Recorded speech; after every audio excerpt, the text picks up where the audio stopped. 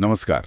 आज हम एक बहुत ही गहरे और महत्वपूर्ण ग्रंथ पर चर्चा कर रहे हैं, अष्टावक्र गीता।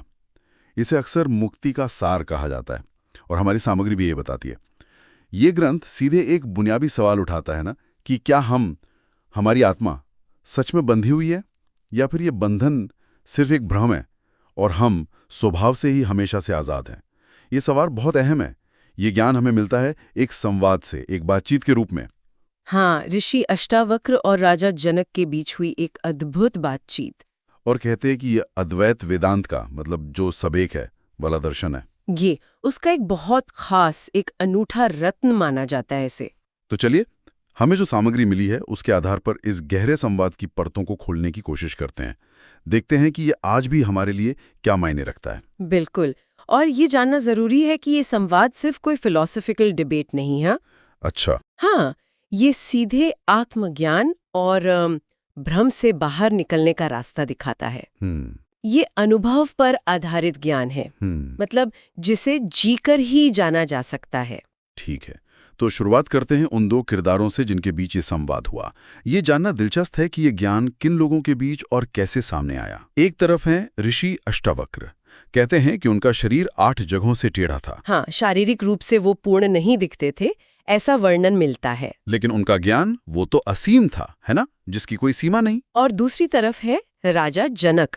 एक राजा, मतलब सांसारिक सत्ता, वैभव, सब कुछ था उनके पास। जी, लेकिन साथ ही वो विरक्त थे, सत्य के खोजी थे, और उन्होंने ही एक जिज्ञासु की तरह ऋषि अष्टावक्र से सवाल पूछे। ये कॉन्ट्रास्ट ही देखिए, एक का शरीर वैसा पर ज्ञान परम, दूसरे का पद इतना ऊंचा पर विनम्रता ऐसी कि ज्ञान के लिए ऋषि के चरणों में बैठ गए। हाँ, ये जो पृष्ठभूमि है ये बहुत महत्वपूर्ण है। कैसे? ये दिखाती है कि ज्ञान का ताल्लुक ना तो बाहरी रूप रंग से है, ना दुनियावी पद से। सही बात है। जनक की जिज्ञासा, उनका राजा होते हुए भी सीखना, और अष्टावक्र का शारीरिक सीमाओं के बावजूद वो परम ज्ञान देना, ये अपने आप में गहरा संदेश है।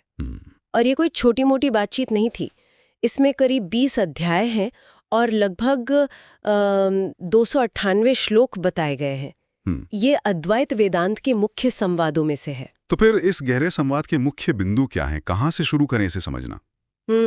पहला अध्याय आत्मा के स्वरूप पर है ना? हाँ। पहले अध्याय में जनक पूछते हैं कि ज्ञान कैसे मिले, मुक्ति कैसे हो। इस पर अष्टावक्र एक बहुत ही सीधा और शक्तिशाली श्लोक कहते हैं। वो है, मुक्तिमिच्छसि चेत्तात विषयान विश्ववत् त्यज, क्षामार्जवत् दयातोष सत्यम पीयूषवत् भज। अच्छा, मुक्तिमिच्छसि चेत्तात, इसका मतलब क्या हुआ? यहाँ विष और अमृत की बात हो रही है। हाँ। ऋषि कह रहे हैं, हे तात मतलब प्यारे, अगर मुक्ति चाहते हो तो विषयों को, विषय मतलब सांसारिक चीजें, हाँ, सांसारिक चीजें, इंद्रिय सुख, इनकी जो तीव्र इच्छा है, जो आसक्ति है, उसे जहर की तरह छोड़ दो। जहर की तरह? बिल्कुल। और दूसरी तरफ क्षमा, सरलता, करुणा, संतोष और सत्य, इनको अमृत की तरह पियो। ये दिलचस्प है। आमतौर पर तो मुक्ति के लिए यज्ञ, तप या कर्म कांड की बात होती है। यहाँ तो सीधे मन के गुणा पर जोर है। बिल्कुल, यही इसकी खासियत है। फोकस बाहरी क्रियाओं से ज्यादा अंदर के बदलाव पर है। अच्छा। आसक्ति मतलब चीजों और अनुभवों से चिपकना, उसे जहर कहा गया है, क्योंकि वही दुख और बंधन का कारण है ना? सही है। और क्षमा, सरलता, करुणा, संतोष, सत्य, ये सिर्फ नैतिक गुण नहीं है, तो ये मुक्ति का अमृत है, उसके साधन है। रास्ता जैसे बाहर नहीं, भीतर से जा रहा है। लेकिन यहाँ एक सवाल उठता है मेरे मन में। पूछिए। अगर आगे चलकर ग्रंथ ये कहता है कि आत्मा तो स्वभाव से ही मुक्त है, वो कभी बंदी ही नहीं, हाँ, तो फिर ये गुण जैसे क्षमा, संतोष, इनको अमृत की तरह पीने की जरूरत क्यों? ये थोड़ा विरोधाभासी नहीं लगता? नहीं, ये बहुत अच्छा सवाल है। ये विरोधाभासी लगता है पर है नहीं। ये अद्वैत की गहराई है। देखिए, आत्मा भले ही स्वभाव से मुक्त है, लेकिन हमारा मन, वो अज्ञान के कारण, एक भ्रम के कारण खुद को बंधा हुआ महसूस करता है। अच्छा, मन महसूस करता है। हाँ, तो ये जो गुण है, क्षमा, सरलता वगैरह, ये उस भ्रम को, उस अज्ञान के पर्दे को हटाने में मदद करते हैं। ओके। ये उस विष का यानी आसक्ति का असर कम करते हैं। जब मन शांत होता है, निर्मल होता है, तभी तो वो आत्मा के असली मुक्त स्वभाव को पहचान पाता है। तो ये गुण साधन है, मंजिल नहीं। बिल्कुल, साधन है उस पहचान तक पहुंचने के। साध्य तो स्वयं की पहचान है ही। अच्छा, ये बात साफ हुई। तो ये गुण मन को तैयार करते हैं उस सच्चाई को देखने के लिए जो पहले से मौजूद है। अब अध्याय 2 की बात करते हैं। कहते हैं उसमें एक बहुत क्रांतिकारी विचार है। हाँ, अध्याय 2 में ज्ञानी पुरुष अपने अनुभव से कहता है, बहुत ही सीधी बात कहता है, ना मैं बंधोस्ति मोक्षो वा भ्रांति मात्रम विजृंभितम। ना में बंधोस्थि मोक्षो वा, क्या मतलब हुआ इसका? मतलब मेरे लिए न कोई बंधन है न कोई मुक्ति। क्या? न बंधन न मुक्ति? हाँ, ये सब तो बस भ्रांति है, एक भ्रम है जो फैला हुआ दिखता है। ये तो चौंकाने वाली बात है। हम सब तो बंधन से मुक्ति की ही बात करते हैं। यही तो अद्वैत वेदांत का सार है, उसका मर्म है। कैसे? बंधन और मुक्ति, ये दोनों ही विचार कहाँ हैं? मन के स्तर पर हैं। अच्छा। आत्मा के लिए जो हमारा असली स्वरूप है, ये शब्द मायने नहीं रखते। वो तो सदा से मुक्त है, जैसे आकाश। हाँ। वो हमेशा से खाली और असीम है। बादल आते हैं जाते हैं, पर आकाश बदलता है क्या? नहीं, वो तो वैसा ही रहता है। बिल्कुल। तो जिसे हम बंधन कहते हैं, वो असल में क्या है? अपने असली मुक्त स्वरूप को न पहचानना, खुद को बस ये शरीर और मन मान लेना। तो मुक्ति को ऐसी चीज नहीं जिसे हमें पाना है, बल्कि ये एहसास है कि हम कभी बंधे थे ही नहीं। एग्जैक्टली, बिल्कुल। जैसे ही ये भ्रम टूटता है, जैसे ही ये अज्ञान मिटता है कि मैं ये शरीर हूं या मैं ये मन हूं, बस उसी पल मुक्ति का अनुभव होता है। कहीं जाना नहीं, कुछ पाना नहीं। कुछ नहीं, बस जो है उसे जान लेना है। ज्ञान का उजाला अंधेरे को, मतलब भ्रम को, मिटा देता है। ये विचार तो सच में बहुत गहरा है, सोचने पे मजबूर करता है। अच्छा, अब आगे बढ़ते हैं। अध्याय 6 में साक्षी भाव की बात आती है।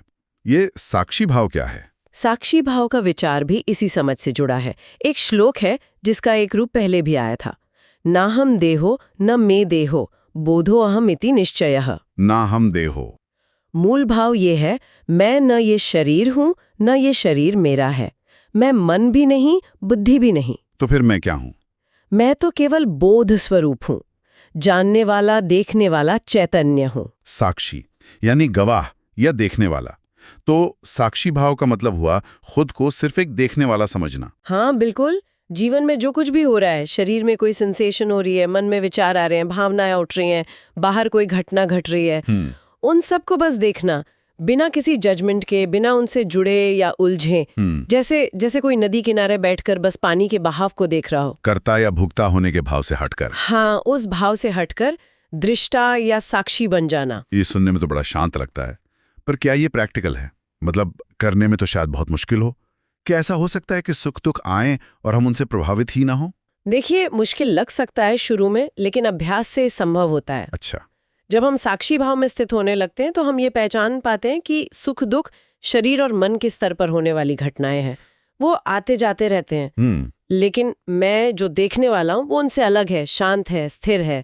ये समझ मदद करती है। हाँ, ये समझ ही हमें उनकी उतार चढ़ाव से अविचलित रहने की शक्ति देती है, और यही मुक्ति की ओर ले जाने वाला एक महत्वपूर्ण कदम है। अपने असली स्वरूप को शरीर मन के अनुभवों से अलग करके देखना। इसी कड़ी में अध्याय 8 में सहज समाधि का जिक्र आता है। ये क्या है? क्या ये वही ध्यान वाली समाधि जिसके लिए योगी लोग कोशिश करते हैं? नहीं, ये उससे थोड़ी अलग है। सहज समाधि का मतलब है एक ऐसी अवस्था जहां ज्ञानी को समाधि या ध्यान लगाने के लिए अलग से कोई कोशिश नहीं करनी पड़ती। मतलब एफर्टलेस। हाँ, एफर्टलेस। उसका सामान्य जीवन, उसका हर पल स्वाभाविक रूप से ही समाधि की अवस्था जैसा होता है। बिना कोशिश के समाधि, ये कैसा मुमकिन है? ये इसलिए मुमकिन है क्योंकि जब आत्मज्ञान हो जाता है, जब व्यक्ति अपने साक्षी स्वरूप में स्थित हो जाता है, तो उसका मन वो स्वाभाविक रूप से शांत और स्थिर रहता है। अच्छा। उसे दुनिया के काम करते हुए भी उस आंतरिक शांति को बनाए रखने के लिए अलग से कोई मेहनत नहीं करनी पड़ती। उसका जीना ही ध्यान बन जाता है। तो ये ज्ञान का फल है, कोशिश का नहीं। बिल्कुल, ये ज्ञान का स्वाभाविक परिणाम है, एक सहज फ्लो वाली स्थिति है। और फिर अध्याय 14 में जीवन मुक्त की बात कही गई है, मतलब वो इंसान जो जीते जी मुक्त हो गया है, उसकी पहचान क्या बताई गई है? उसके लिए एक बहुत सुंदर शब्द इस्तेमाल हुआ है, कृताकृत्यः। कृताकृत्य। हाँ, यानी जिसके लिए अब कुछ करना या पाना बाकी नहीं रहा, वो कृत्य हो गया, उसका काम पूरा हो गया। अच्छा। श्लोक कहता है, कृताकृत्यः समः शान्तः सुख दुःखौ न पश्यति। जीवन मुक्त वो है जिसने अपने असली स्वरूप को जान लिया है। इसलिए उसके लिए दुनिया में हासिल करने लायक कुछ बचता नहीं।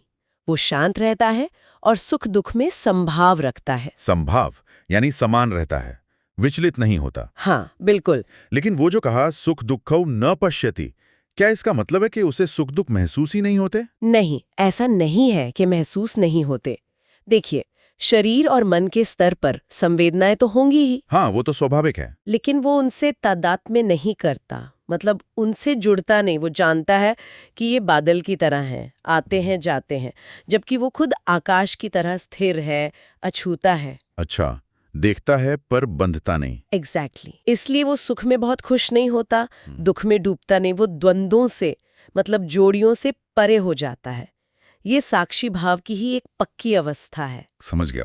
अच्छा, ग्रंथ के जो अंतिम अध्याय हैं 18 से 20, उनमें परमानंद की स्थिति का वर्णन आता है।